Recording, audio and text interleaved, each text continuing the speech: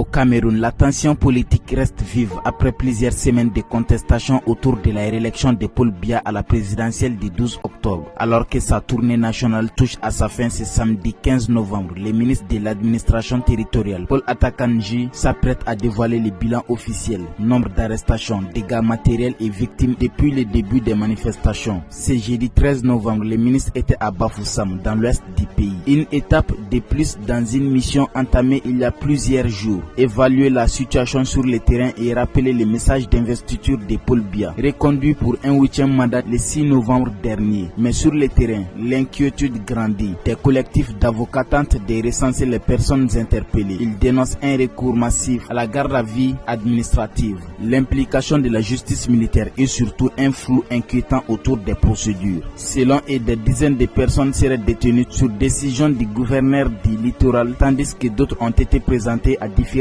tribunaux militaires. Pour l'avocat Luis Gabriel Eyango, ces mesures se justifient. Il évoque des actes de pillage, de casse et même l'incendie des bâtiments publics, ce qui, selon lui, relève d'un mouvement insurrectionnel. Et même l'incendie des bâtiments publics, dans ce cadre, dit-il, c'est bien la justice militaire qui est compétente, notamment lorsqu'il y a atteinte à la sûreté d'État. Mais tout ne partage pas cette analyse. L'avocat Hippolyte Meli parle lui d'un contournement de la justice ordinaire. Il dénonce l'usage des lois destinées à la lutte contre le grand banditisme ou le terrorisme pour gérer des simples manifestations publiques. Il critique également des perquisitions sans mandat, des interpellations obscures et des personnes détenues dans des lieux tenus secrets, en présentation immédiate devant un magistrat, une obligation pourtant prévue par la loi. Face à ces inquiétudes, les collectifs d'avocats exigent une chose, que les registres des gardes à vue soient rendus publics afin de localiser les personnes arrêtées et les offrir une assistance juridique.